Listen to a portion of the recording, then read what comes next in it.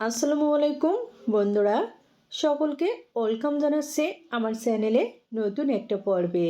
মাত্র 1 কাপ শুকনো চাউলের গুঁড়ো আর অল্প কিছু উপকরণ দিয়ে তৈরি করে নিয়েছি খুবই মজার ইউনিক একটা নাস্তার রেসিপি। আজকের নাস্তাটা দেখতে যেমন সুন্দর তেমনি খেতেও কিন্তু অসাধারণ।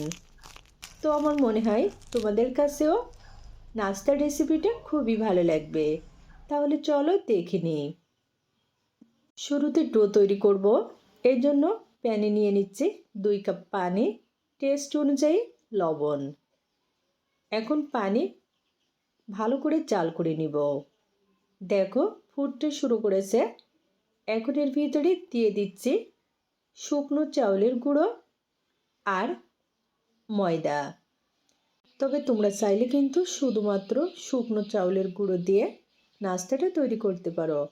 তবে এরকম চাউলের গুঁড়ো আর ময়দা মিশিয়ে নাস্তাটা তৈরি করলে নাস্তাটা আরও অনেক বেশি টেস্টি হয়ে থাকে।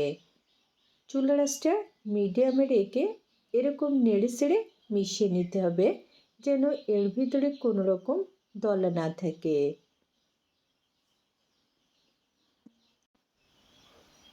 ডো কিন্তু এখন রেডি, প্যান থেকে ছেড়ে দিচ্ছে। তো চুলা থেকে নামিয়ে 5 মিনিটের জন্য রেস্টে রাখবো। একটা পুর তৈরি করব। এর জন্য প্যানে 1 টেবিল চামচ সরিষার তেল নিয়ে নিলাম। হাফ টেবিল চামচ আস্ত জিরা দিয়ে দিয়েছি। এখন নিয়ে নিচ্ছি পেঁয়াজ কুচি 1 টেবিল চামচ। পেঁয়াজ কুচি 1 মিনিট মতো ভেজে নিব, অর্থাৎ একটু নরম না হওয়া পর্যন্ত এরকম একটু নেড়ে চেড়ে ভেজে নিতে হবে। পেঁয়াজ কুচি কিন্তু নরম হয়ে গেছে। তো এখন নিয়ে নিচ্ছি আলু, কাঁচা আলু। একটা মিডিয়াম সাইজের আলু গ্রেটারে গ্রেট করে নিয়েছি। 2 টেবিল চামচ ক্যাপসিকাম কুচি, 1 টেবিল চামচ কাঁচামরিচ কুচি, টেস্ট অনুযায়ী লবণ। এখন সব মিলিয়ে 3 থেকে 4 মিনিট মতো মিডিয়াম আছে এরকম নেড়ে চেড়ে ভাজা ভাজা করে নিব। প্রায় ভাজা ভাজা হয়ে গেছে। তো এই পর্যায়ে নিয়ে নিচ্ছি 1 টেবিল চামচ টমেটো কুচি আর 1 চিমটি হলুদের গুঁড়া। হলুদের গুঁড়া দিলে কিন্তু দারুণ সুন্দর একটা কালার আসবে, তবে তোমরা চাইলে কিন্তু স্কিপ করতে পারো। পুর কিন্তু দেখো ভাজা ভাজা হয়ে গেছে। তো এখন চুলা থেকে নামিয়ে ঠান্ডা করে নিব। এদিকে ডোটাও ভালোভাবে সেট হয়ে গেছে, একটু ঠান্ডা হয়ে গেছে। এখন মথে নিচ্ছি। বন্ধুরা, ডো কিন্তু একটু কুসুম গরম থাকতে মথে নিতে হবে, তাহলে ভালোভাবে মথে নেওয়া যাবে। কারণ যখন ঠান্ডা হয়ে যাবে তখন শক্ত হয়ে যাবে, যেহেতু শুকনো চাউলের গুঁড়ো দেওয়া। অল্প একটু তেল দিয়ে দিলাম মথে নেওয়ার জন্য। তো এখন এরকম ছোট ছোট লেচি কেটে নিচ্ছি, অর্থাৎ আমি যে কয়টা নাস্তা তৈরি করব ঠিক সেই কয়টা লেচি কেটে নিয়েছি। এখন বোর্ডের উপরে নিয়ে রুটি বেলে নিচ্ছি। এই রুটিটা কিন্তু খুব বেশি বড় করে তৈরি করা যাবে না, ছোট সাইজের একটা রুটি তৈরি করতে হবে। আর রুটি তৈরি করার সময় এখানে কিন্তু শুকনো চাউলের গুঁড়ো না দেওয়াই ভালো, একটু তেল দিয়ে বেলে নিলে বেশি ভালো হয়। আর এই রুটিটা কিন্তু খুব বেশি পাতলা হবে না। রুটিটা আমার তৈরি হয়ে গেছে। এখন যে পুর তৈরি করে রেখেছিলাম সেখান থেকে পরিমাণ মতো পুর মাঝ বরাবরই দিয়ে দিলাম। পুর দিয়ে এখন অল্প একটু পানি লাগিয়ে নিয়েছি চারপাশে। এখন এটা মুড়ে নিচ্ছি। এই আটকানোর কাজটা কিন্তু একটু ভালো করে করতে হবে, যেন ভাজার সময় খুলে না যায়। খুবই ভালো করে আটকে নিয়েছি।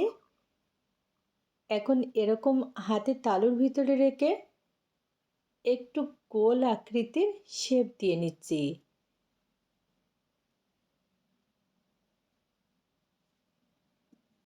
দেখো নাস্তাটা আমার তৈরি হয়ে গেছে। তো এখন একটু ডিজাইন করে নিব। এই জন্য একটা সরনা নিয়েছি আর সরনার সাহায্যে এভাবে ডিজাইন করে নিচ্ছি। কাজটা কিন্তু একেবারে সহজ। এখানে কিন্তু আমি আমার পছন্দ মতো ডিজাইন দিয়ে নাস্তাটা তৈরি করে নিচ্ছি। তোমরা চাইলে কিন্তু তোমাদের পছন্দ মতো যে কোনো ডিজাইনে নাস্তাটা তৈরি করে নিতে পারো। তবে এভাবে সরনা দিয়ে ডিজাইন করলে দেখতে কিন্তু খুবই সুন্দর লাগবে। আজকের এই নাস্তাটা চাইলে বিকালে চায়ের সাথে পরিবেশন করতে পারো। খেতে দারুণ মজার, একেবারে ইউনিক নাস্তা। খুবই সহজে তৈরি করে নিলাম দারুণ সুন্দর একটা নাস্তার রেসিপি। বন্ধুরা, সবগুলা নাস্তা একইভাবে তৈরি করে নিয়েছি। এখন ভেজে নিব। এই জন্য প্যানে নিয়ে নিচ্ছি পরিমাণ মতো সাদা তেল। তেল গরম হয়ে গেছে। একে একে নাস্তাগুলা দিয়ে দিচ্ছি। আর হ্যাঁ, এই পর্যায়ে কিন্তু চুলার আঁচটা মিডিয়াম টু লোতে রাখতে হবে। একটু সময় নিয়ে ভাজতে হবে যেন ভিতরটায় কোনো রকম কাঁচা না থাকে। সবজি দিয়ে তৈরি এই নাস্তাটা কিন্তু ছোট থেকে বড় সবাই খুবই পছন্দ করবে। এক পাশ ভাজার পরে উল্টে নিলাম। এভাবে 3 থেকে 4 বার উল্টে পাল্টে ভালো করে ভেজে নিতে হবে।